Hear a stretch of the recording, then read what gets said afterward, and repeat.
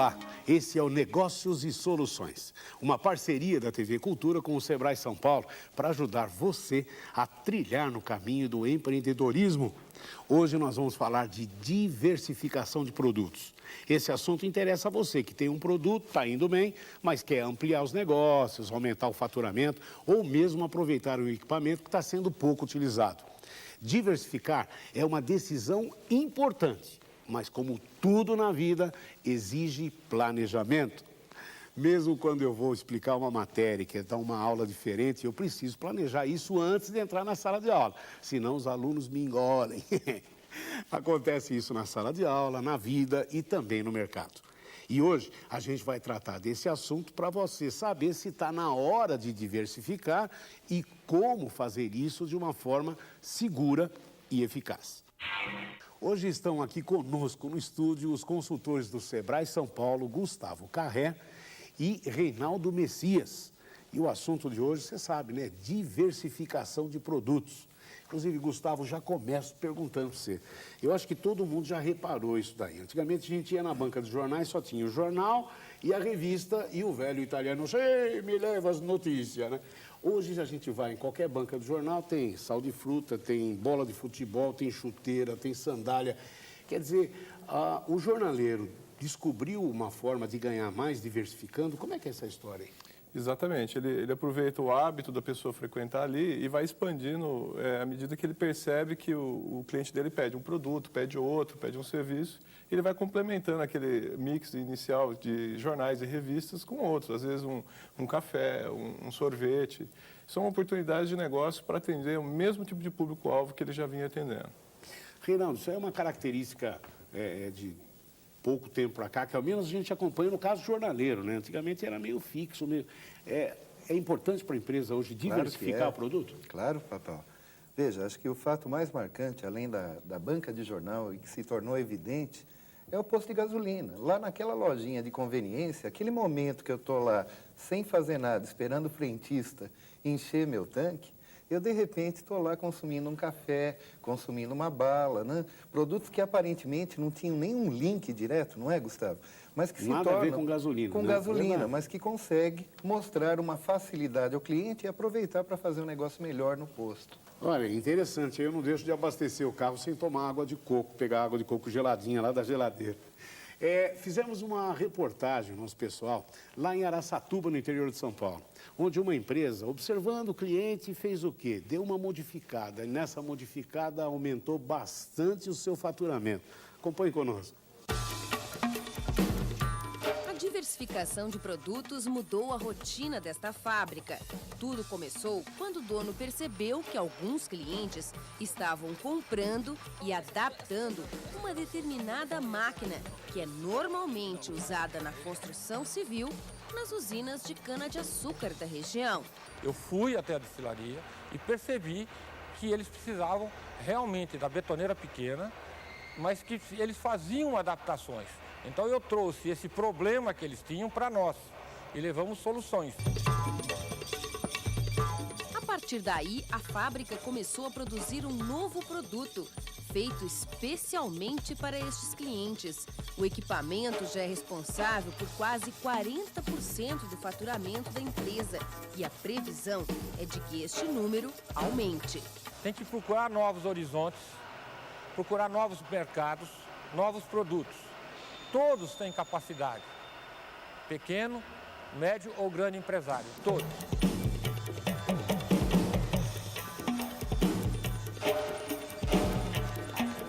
Gustavo, no caso dessa empresa de Araçatuba, ele observou o cliente, uma necessidade do cliente, quer dizer, e mesmo assim conseguiu colocar um segundo produto, um outro produto no mercado. Quer dizer, não foi em função da dificuldade, não, né? Não foi. É uma oportunidade que veio de um segmento, por exemplo, ele atuava na área de construção civil, né? E foi trabalhar em usinas, né? Quer dizer, um segmento completamente diferente que ele estava acostumado. E fazendo uma adaptação relativamente simples no produto deles, né? E o importante desse exemplo é que partiu do cliente, né? O cliente adaptou e ele percebeu ali, né, daquela dica do cliente, uma oportunidade de negócio. Quer dizer, mais uma vez a gente percebe que empresário que dá certo é empresário que está plugado no mercado, quer dizer, acompanhando seu cliente. Estou certo, Reinaldo? Sem dúvida nenhuma. Mas veja, Papal, ali também não foi um improviso, né? Ele fez uma adaptação dentro dos processos produtivos que a empresa já tinha, sem grandes alterações, concebendo um produto que atendia um segundo mercado sem grandes mudanças. Muitas vezes, isso não é tão fácil assim, né? Exige a necessidade de equipamentos novos, de formas de processo mais modernas ou mais adaptadas à realidade e, às vezes, até mesmo a necessidade de um treinamento, uma capacitação mais intensa da mão de obra. No caso dele, foi relativamente feliz, pois todos aqueles processos já estavam praticamente bem estabelecidos lá dentro. Isso facilitou a implementação de um novo produto. Quer dizer, envolve tudo, né? O planejamento, a administração, o treinamento, quer dizer, assunto muito importante que você está tratando ali, né? Mas o Gustavo falou muito bem da percepção, não é? A percepção da oportunidade. Ele está disposto a ouvir o cliente, né? Disposto a colher informação de fora da empresa. Você vê que não foi, é uma inovação, a gente pode chamar de uma inovação, mas que não veio de dentro de uma prancheta, veio do mercado, veio de fora para dentro da empresa. Então, se ele não tiver um olho para fora, só ficar olhando para dentro, ele não vai identificar essas oportunidades. A gente vê grandes empresas e pequenas empresas. As pequenas empresas têm a séria dificuldade, né, em função de estoque, em função de quantidade de compra e tudo mais. Só que a pequena empresa também tem uma agilidade muito maior para se colocar no mercado. Claro. É mais fácil uma pequena empresa lançar novos produtos, aproveitar essa oportunidade que o Gustavo falou. Claro, sem dúvida. Geralmente, a grande empresa ela tem a necessidade de eliminar todo o lançamento antigo, consumir todo o material, eliminar uma série de itens lá do seu processo produtivo. Enquanto a pequena, como tem uma falta de recursos bastante acentuada, não pode se dar ao luxo de ter o excesso. Então, para ela se torna muito mais fácil modificar, improvisar e até mesmo construir um novo lá dentro. Só que ela precisa da percepção. E além disso, Reinaldo, a pequena empresa não tem tantos níveis hierárquicos, né? Não tem tantas camadas do processo decisório, né? Você vê que é o próprio dono da empresa que já decide, Isso dá agilidade. Isso dá agilidade, essa capacidade de se adaptar rapidamente perante essas oportunidades que surgem. A grande empresa, ela precisa reavaliar estratégias mercadológicas, né? E os processos tendem a ser mais demorados, né? O papo está muito legal, mas a gente vai pedir um intervalo e daqui a pouquinho voltamos com diversificação de produtos e também de negócios. Até já.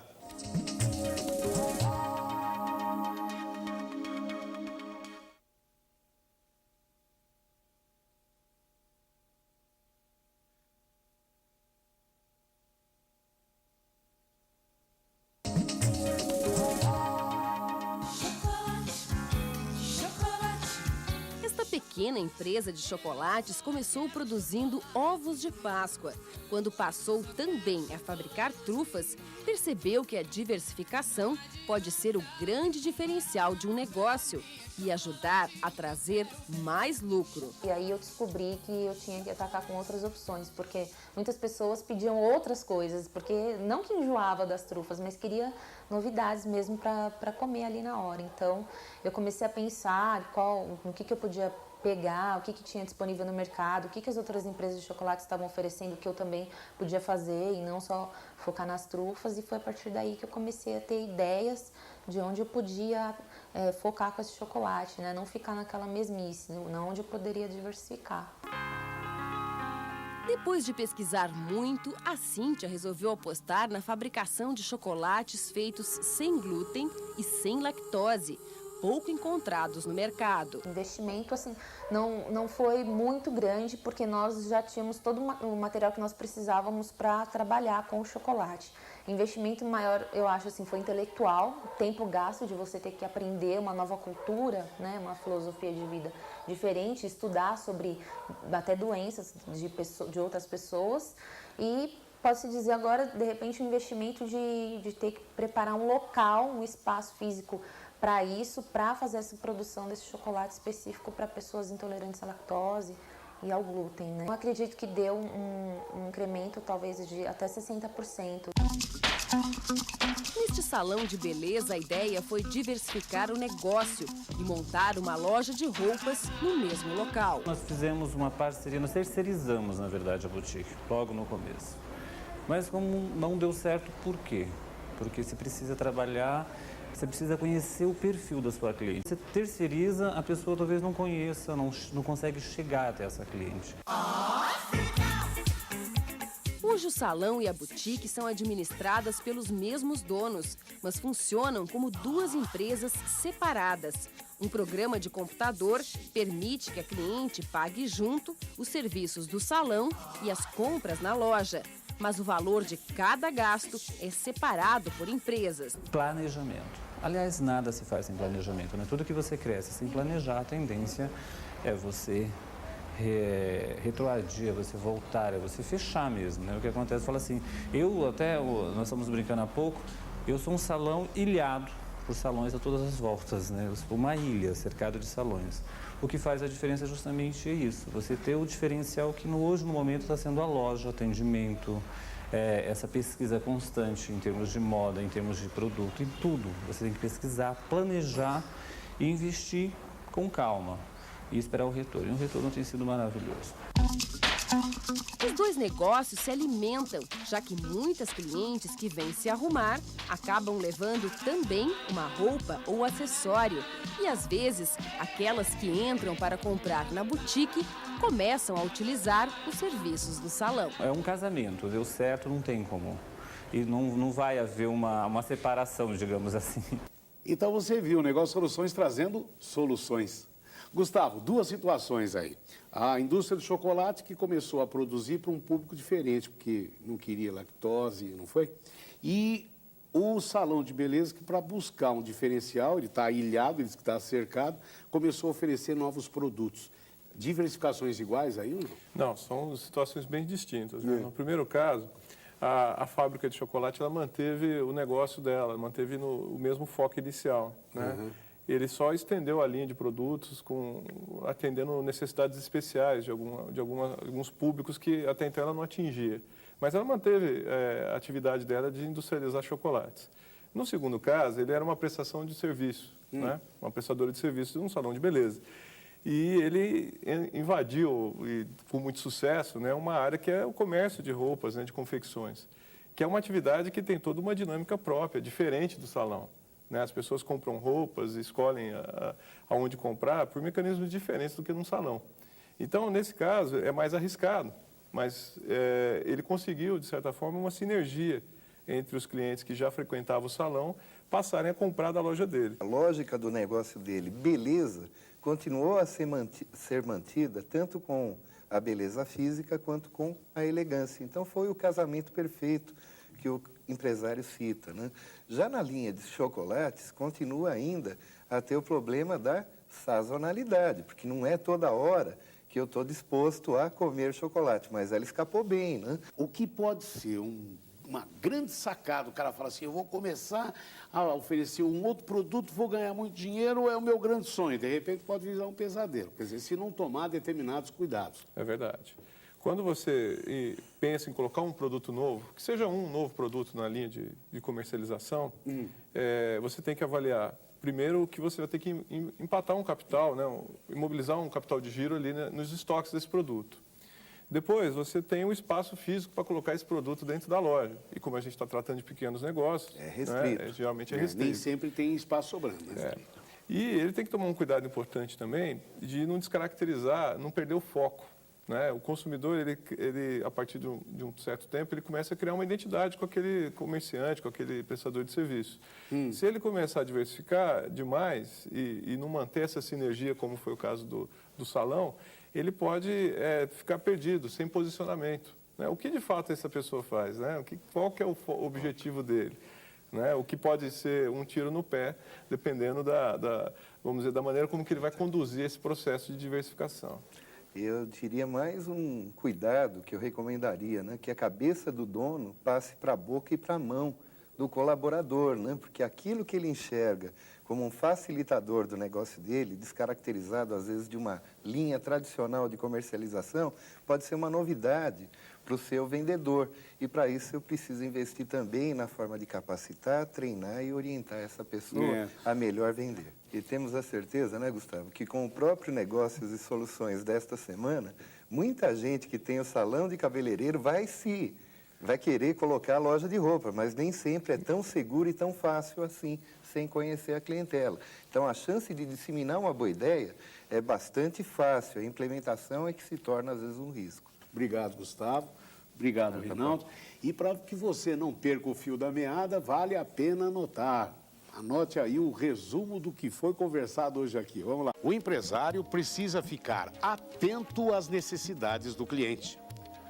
Diversificar uma linha de produtos exige planejamento e observação do mercado. A diversificação não pode tirar o foco do negócio. Os funcionários devem estar bem preparados para trabalharem com os novos produtos.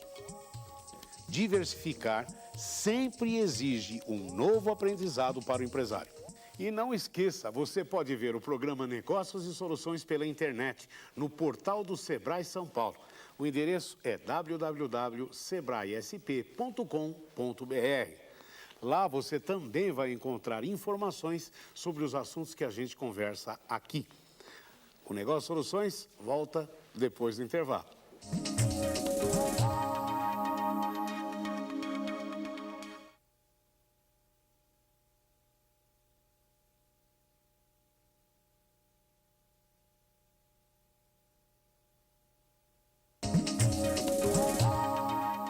A lei de arbitragem está completando 10 anos no Brasil.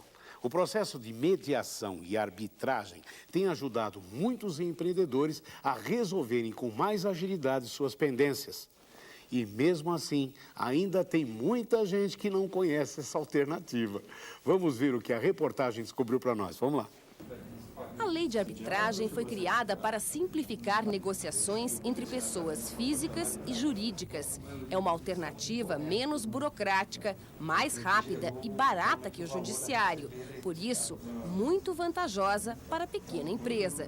Um percentual da mortalidade das empresas é exatamente por esse falta de lastro financeiro dessas micro e pequenas empresas em suportar a demora de uma decisão. Às vezes é por uma multa, né? Hoje, no Poder Judiciário, existe mais de 51% dos processos referentes às execuções fiscais, né? E certamente uma grande parte dessas execuções finais refere-se a pequenas e microempresas. A mediação é feita por um árbitro escolhido em comum acordo pelas duas partes. De acordo com a lei, qualquer pessoa capaz, civilmente capaz, ou seja, não ser menor de idade, né, ela pode ser árbitro, desde que seja da confiança das partes. Então, as partes podem, de comum acordo, escolher o árbitro para determinadas questões. Aqui no INAMA, nós temos um cadastro de árbitros por especialidade, né? Nós temos advogados, ex-juízes, ex-desembargadores, médicos, psicólogos, peritos, economistas. Nesta administradora de imóveis e condomínios, todos os contratos prevêem o uso da lei de arbitragem em caso de impasses. O custo é bastante diferenciado, né? Você tem custos menores, você utiliza sem alguns custos que o judiciário tem. E o maior benefício que a gente entende é exatamente o tempo, porque em comparação com a condição de um processo normal, ele economiza, eu acho que 80%, 90% do tempo, para não ser mais otimista ainda. Além de dar mais agilidade aos processos, a lei de arbitragem melhorou a relação com os clientes. Esse estresse, o problema que seria advindo de uma condição dessa de até romper um contrato, porque uma das partes partiu para o lado judicial, é muito minimizada, né? Bem minimizada.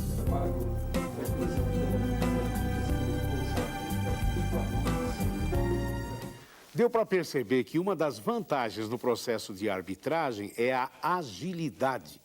E como a lei não prevê recursos, o processo tem que terminar num prazo mais curto, para não dar muita despesa. Isso quer dizer que, no máximo, em 180 dias, a situação deve estar resolvida. Mas a gente vai rapidinho para o Link Sebrae, que a nossa consultora jurídica quer dar uma palavrinha sobre arbitragem.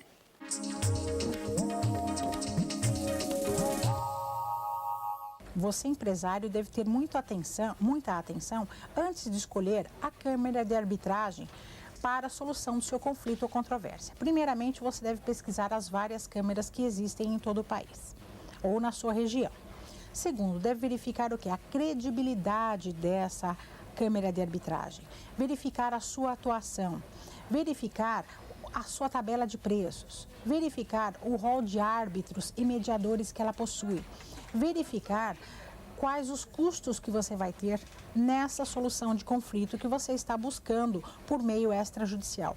E ainda, o que você vai fazer lá?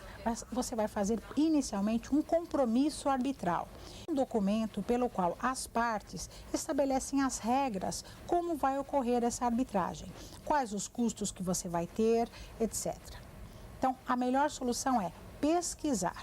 Além das câmaras de arbitragem privadas, nós temos também, no estado de São Paulo, o setor de conciliação e mediação dos fóruns do estado de São Paulo. E ele foi criado desde 2005, com o intuito de quê? De realmente tornar mais celere as decisões que corriam no Poder Judiciário. Então, este setor de conciliação funcionou primeiramente no Fórum Central da Comarca de São Paulo. E ele faz o quê? Ele, além de solução de conflitos em ações judiciais que já estão em trâmite, que já estão em andamento, também promove a solução de conflitos de forma extrajudicial. E o que é mais importante, além de ter a credibilidade do Poder Judiciário do Estado de São Paulo, ela é totalmente gratuita, a custo zero para a micro e pequena empresa.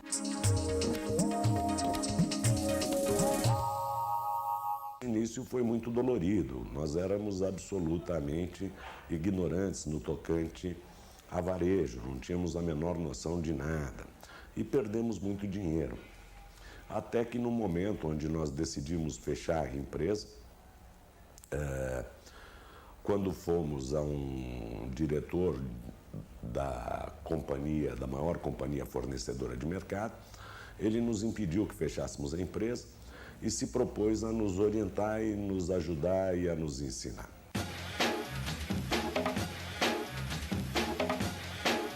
A partir daquele momento decidimos que não seríamos mais comerciantes porque o fracasso era absolutamente total. E nos transformamos em prestadores de serviço, que essa era a nossa vocação. Então, a partir daquele momento, eliminamos os check-outs, começamos a dar treinamento aos nossos funcionários, começamos a criar informativos de utilidade pública para as mães, tais como imunizações, a importância da natação na infância, direitos do consumidor, guia de brinquedos orientando brinquedos adequados nas diversas faixas etárias. Quer dizer, trouxemos para o mercado de brinquedos essa veia pediátrica. E a partir daí a ReHap realmente começou a acontecer. É claro que devagarzinho, no início perdemos muito dinheiro, tivemos que pagar caro uma faculdade da vida, aprender sobre o varejo e fomos gradativamente evoluindo e hoje a gente continua aprendendo. Não copie ninguém, busque os seus caminhos e busque a sua vocação.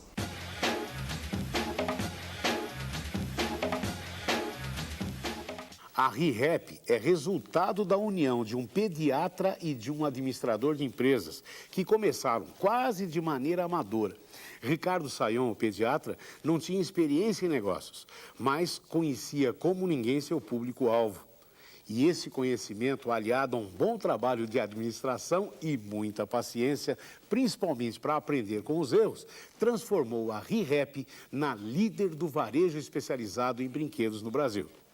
Bom, a gente vai ficando por aqui. E não se esqueça que a sua empresa também pode virar uma reportagem aqui no Negócio Soluções. Mande um e-mail para a gente no sebraenatv@sebraesp.com.br ou acesse o portal do Sebrae São Paulo para mais informações. O endereço é www.sebraesp.com.br.